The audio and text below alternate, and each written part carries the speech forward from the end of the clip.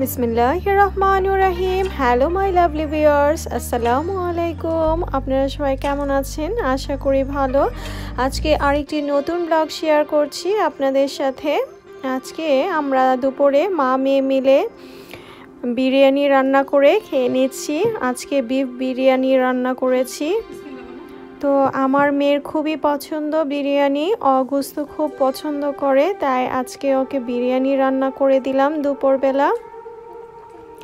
আসলে বাচ্চারা বাসায় থাকতেছে, এখন লকডাউন চলতেছে, তো ওদের ইচ্ছা পূরণ করতেছি। ওরা যেভাবে ভালো থাকে সেভাবেই চেষ্টা করছি ওদেরকে রাখার। ঘরে বসে বাচ্চারা বন্দি থাকে, তাই ওদের মন মানসিকতা একটু কেমন জানি হয়ে যাচ্ছে।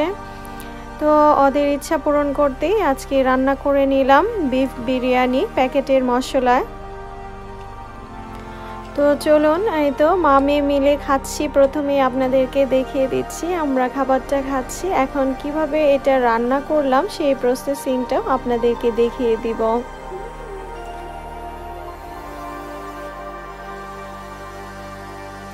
অনেক মজা হয়েছিল, অনেক টেস্টি হয়েছিল, আলহামদুলিল্লাহ। আমরা মজা করে খেয়েছি মা মেয়ে মিলে। আমার মেয়ে তো অনেক খুশি। আসলে বাচ্চারা খুশি হলেই মারা খুশি হয়ে যায়। তো আমার মেয়ে এখন 3 বছর, ও এখন কথা সব কিছুই বলতে পারে। সে কি খাবে না খাবে সবই বলে সে। তার খুব পাস্তা পছন্দ আর গোশত পছন্দ।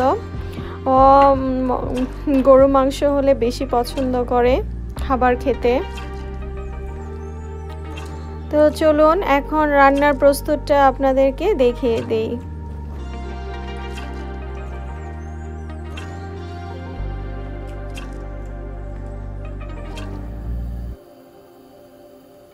এই তো প্রথমে আমি গরুর মাংস ভালো করে ধুয়ে নিয়েছি পরিষ্কার করে। এখন আমি হাঁড়িতে বসিয়ে দিলাম, তেল দিয়ে দিচ্ছি। এখানে প্রায় 2 কেজি মতো গরু মাংস হবে।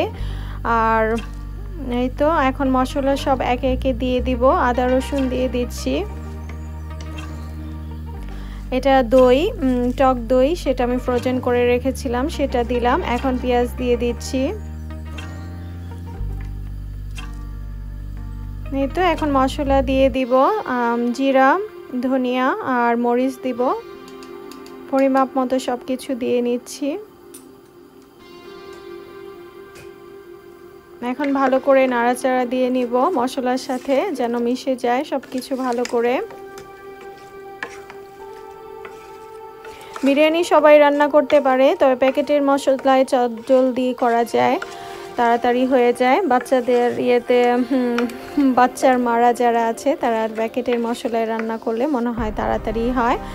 আর মশলা অনেকে করে রাখে, তারপরেও আমার কাছে একটু ঝামেলা মনে হয়, তো প্যাকেটের মশলাটা দিয়েই আমি তাড়াতাড়ি করে নিলাম। এই তো ঢাকনা দিয়ে ঢেকে দিলাম। এখন একটু টমেটো দিয়ে দিচ্ছি। এখন দিয়ে দিব দারুচিনি, এলাচি। এখন আরো ভালো করে একটু নাড়াচাড়া করে নিব।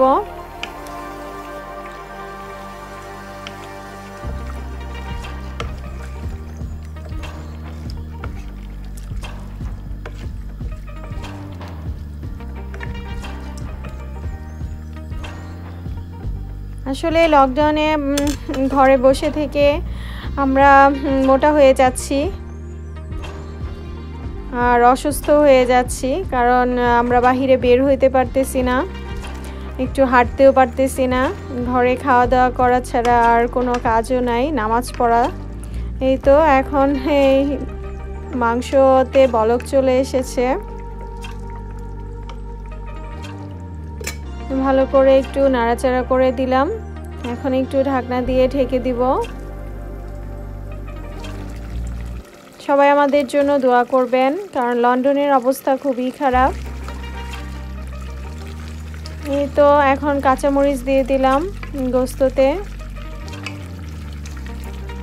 অনেকেই জানতে চায় আমি কোন জায়গার মেয়ে। আমি ময়মনসিংহের মেয়ে।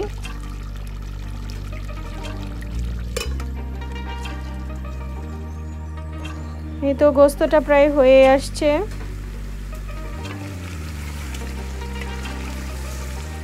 গোস্তর পানি দিয়ে গোস্ত রান্না করে নেবেন, এখানে এক্সট্রা কোনো পানির প্রয়োজন নাই, একদম সিদ্ধ হয়ে যাবে ভালো করে।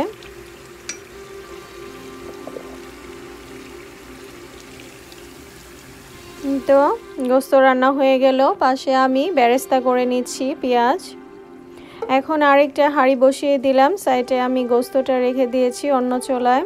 এখন আমি দিয়ে দিলাম ঘি, আর দিয়ে দিব একটু সামান্য তেল।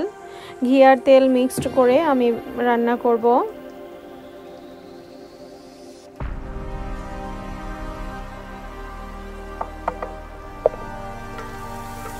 তো নাড়াচাড়া করে দিব। এই যে প্যাকেটটা দেখিয়ে দিলাম, এটা সিন্ধি বিরিয়ানি, এটা অনেক ঝাল হয়। এই প্যাকেটের মশলাটা খেতে অনেক টেস্টি, বাট অনেক ঝাল হয়, পরিমাপ মতো দিতে হয়। এই তো পেঁয়াজ দিয়ে দিলাম, পেঁয়াজটা তো আর বেরেস্তা করতে হবে না, একটু নাড়াচাড়া করে হালকা ভেজে নিলেই হবে।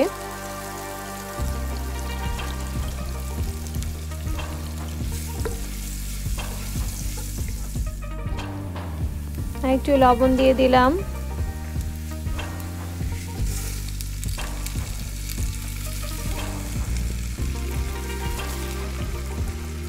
বাচ্চারা যেটা বলতেছে সেটাই করতেছি, কারণ ওদের ইচ্ছাটাই পূরণ করা এখন বড় মুখ্য হয়ে দাঁড়িয়েছে আমাদের।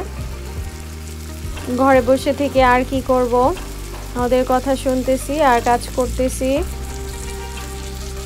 আর আল্লাহ কাছে দোয়া চাইতেছি যেন আল্লাহ এই রূপটা উঠিয়ে নিয়ে যায়। এই তো চাল দিয়ে দিলাম, এখন ভালো করে আমি নাড়াচাড়া করে নিব, চালটা ভালো করে ভেজে নিব। এটা বাসমতি রাইস, এখানে 1 পট আর অল্প অর্ধেক পট দিয়েছি আমি, আর রাইসটা কমই রেখেছি, কারণ বিরিয়ানিতে যদি রাইস বেশি হয় ভালো লাগে না, মাংসটা একটু হলে বেশি ভালো লাগে। এখন আমি প্যাকেটের মশলাটা দিয়ে দিচ্ছি, অল্প পরিমাণেই দিচ্ছি কারণ এটার ঝাল প্রচুর। ভালো করে নাড়াচাড়া করে দিচ্ছি। বিরিয়ানি সবাই রান্না করতে পারে, তবে প্যাকেটের মশলা এভাবে রান্না করলে অনেক টেস্টি এবং মজাদার হয়। আর অনেকে মশলাটা বিরিয়ানি হওয়ার আগে ব্যবহার করে, এটা আমার কাছে একদম ভালো লাগে না। তো আমি মশলাটা এর জন্য চালের সাথে ভেজে নিলাম, যেন মশলা ফ্লেভারটা চালের সাথে মিশে যায়।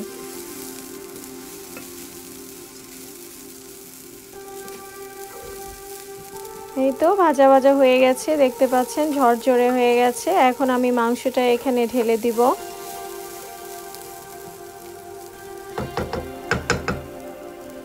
পারফেক্ট হয়েছে, ঝরঝরে।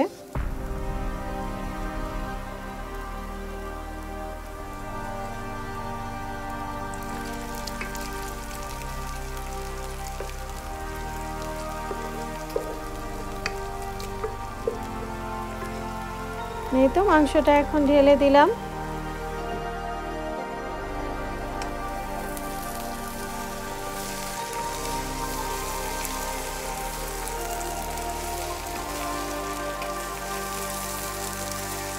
এখন চালের সাথে মাংসটা ভালো করে আমি মিক্সড করে নিচ্ছি।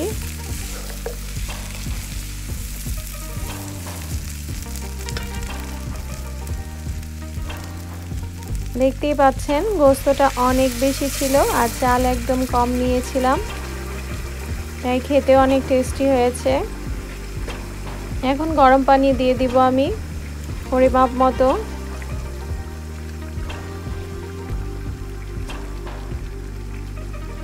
সাথে একটু লিকুইড দুধ দিয়ে দিচ্ছি, আপনারা গুঁড়া দুধও দিতে পারেন, গুঁড়া দুধ দিলে অনেক টেস্ট লাগে।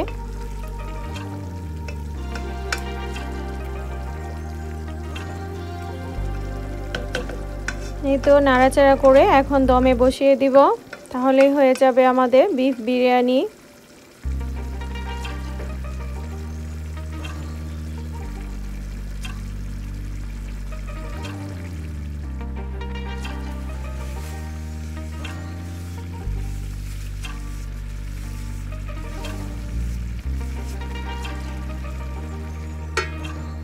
এখন একটু ভালো করে পরিষ্কার করে দিচ্ছি কর্নারগুলো, ময়লা যাতে না থাকে, তাহলে দেখতে ভালোও লাগে না।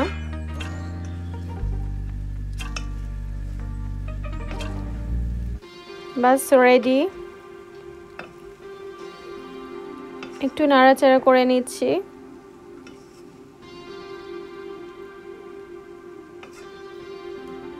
দেখুন কতটা ঝরঝরে হয়েছে, একটা চাল আরেকটা চালের সাথে মিশে যায় নাই,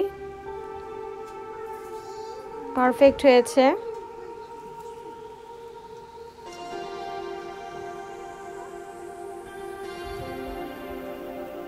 এখন বেরেস্তা দিয়ে একটু সাজিয়ে নিব, উপরে ডেকোরেশন করে দিচ্ছি।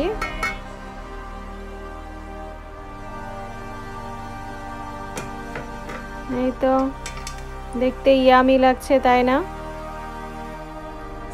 এখন আমি পরিবেশন করে নিচ্ছি গরম গরম।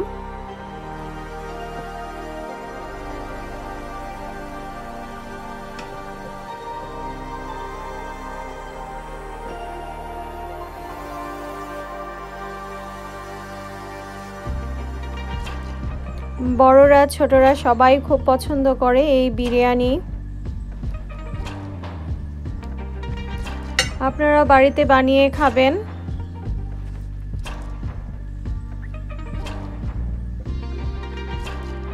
দেখতে লোভনীয় হয়েছে, তাই না?